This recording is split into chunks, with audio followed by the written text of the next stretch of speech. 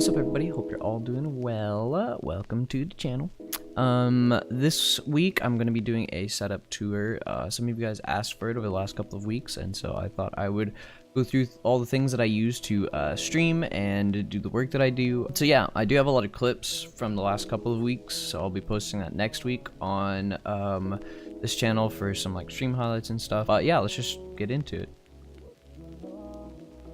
We're going to start out with the main desktop, although it's the hardest thing for me to film because like my lighting doesn't hit it correctly. It's pretty spectacular nonetheless. My desktop's completely custom built. It has a glass side to the case. It's all completely see-through, and the main reason I bought this is I wanted wiring that didn't crowd up the case. I wanted there to be a lot of airflow. I wanted it to be a very open case. It's made by NZXT. It's gorgeous. It's a beautiful case. And then inside I have a MSI motherboard, an AMD Ryzen 7 2700X CPU, and then a GTX GeForce 1070 Ti Duke graphics card. The RAM that I have is much less impressive. It's 2 sticks of G.Skill 8GB RAM, so I have 16GB RAM in total. And as far as storage, I have 2 solid state drives, and then an external solid state drive, and then an internal 500GB regular hard drive. And that one's mainly because I have all my old file systems on that.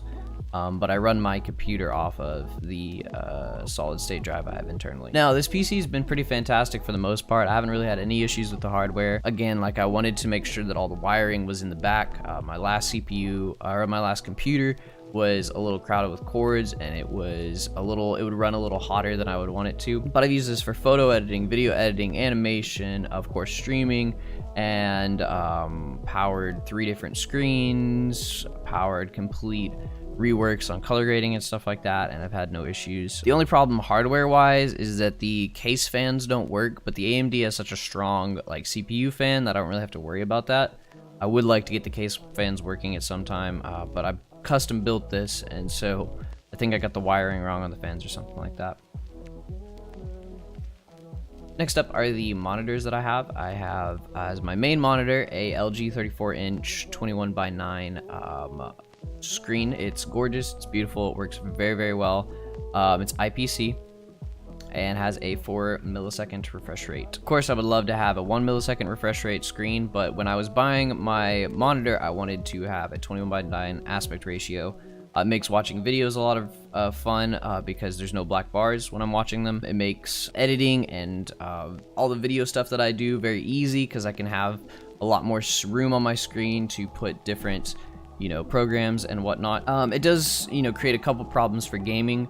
Most people stream in 1920x1080, and of course that's 16:9 as far as aspect ratio, and so basically I have to stretch every single game that I play so that it'll look normal for the stream. Creates problems when I'm playing FPS shooters or something like that, because I can't see as clearly as people that would play on a 1920x1080 monitor would. And so that's the only problem. Everything else is totally fine. It's a great monitor, and I'm a big fan of these larger, wider monitors. The other 2 monitors that I use are by HP. They're both 1920x1080. One's an office monitor that I picked up from my dad a long time ago, and then I bought the other one recently. Basically, I use one for where I keep my Streamlabs and where I keep my chat, and then the other one's what I use for clipping while I'm streaming, or like Spotify, changing Spotify songs and whatnot. And then yes, I would rather have the second monitor down on my, or my third monitor down on my desk. I'm afraid if I put my tower on the ground, it's gonna accumulate moisture, and of course moisture and electronics don't really go well together. And so I'm leaving my tower up on top of the desk until I move, and then I'll put it down on the ground or behind and move that other screen down. Next up, we have my peripherals. My keyboard is a Logitech G Pro. I just recently bought this. It's a pretty recent addition to my setup. Before this, I had a Red Dragon Kumara, which was a fantastic keyboard. It was pretty loud, though. The switches were very, very loud. And so when that one wore out, instead of replacing the keycaps, I just bought this one. It's very nice. The keycaps are very, very nice. They have like this kind of like rubbery feel to them, even though they're completely plastic. It's a lot quieter than my last keyboard, which is really nice, and it has these really cool lighting effects. If you guys have been watching the streams, when I did a keyboard cam, you can see how good it looks. I'm a big fan of it. There's nothing to dislike about the keyboard. For typing and just regular work, it's fantastic, and for gaming, it's incredible. And so yeah, I definitely recommend this keyboard to anybody, especially if you're just going to be typing on it or spending a lot of time typing. It's great.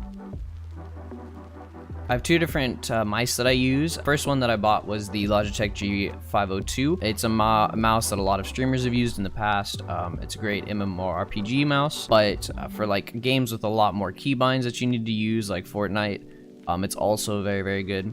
It's a great mouse for high sends. It has a fantastic sensor, one of the best sensors that I've used.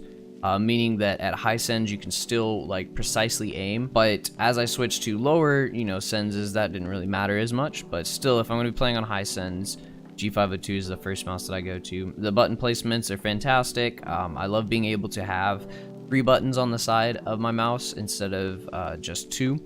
And so, I would bind melee or, different items to that third mouse button, which was really nice. But overall, if you're buying a mouse just to be browsing with maybe gaming or MMORPG kind of stuff, it's definitely a fantastic mouse, one that I would recommend. And then if you're doing like Fortnite or other games, Apex, Warframe, it's also a very, very good mouse. The only thing I didn't like about it was the cord. I didn't like how it was snagging on the support of my screen, or sometimes like on my keyboard or something like that. And so when I had the chance, I bought the SteelSeries 650 wireless.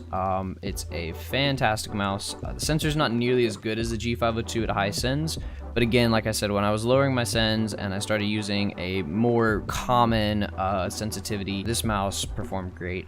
It's got a great feel to it. I use it without any of the weights in it, and then like the battery life is fantastic. And so pretty much all the time I use this mouse unless I'm playing Warframe or it dies or something, and then I'll use the G502.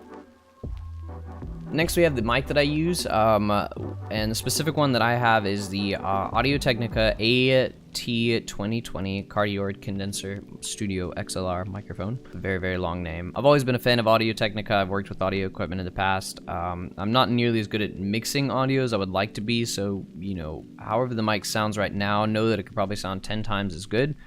I just don't have the skill for that yet. But yeah, it's worked fantastic for me. It's a great condenser microphone. It diminishes the sound of my keyboard, the sound of my other movements on the desk. And then the specific mic that I'm using right now does require a phantom power box. So I have just a basic one from Behringer that works great. It's, not anything special, but it works for me.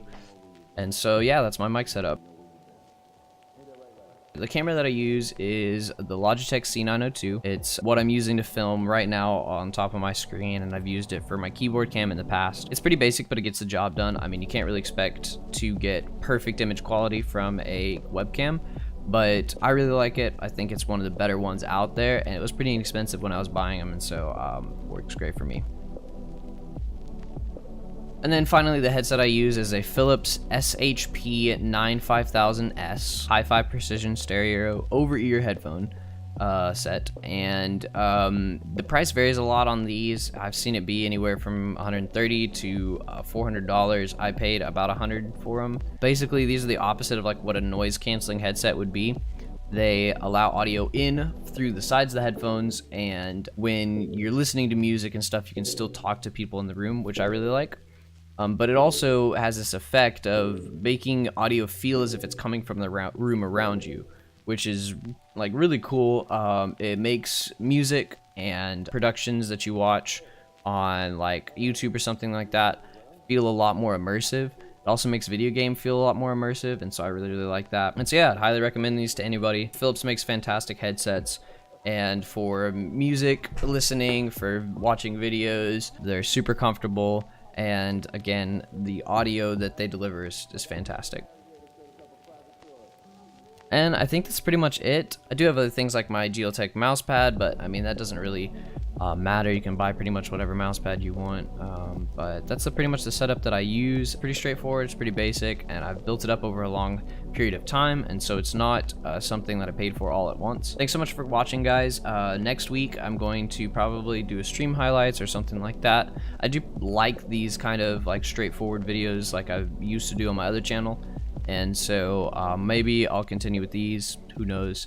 But I appreciate you guys a ton. I'll see you in the streams. Feel free to drop by. So yeah, I'll see you then.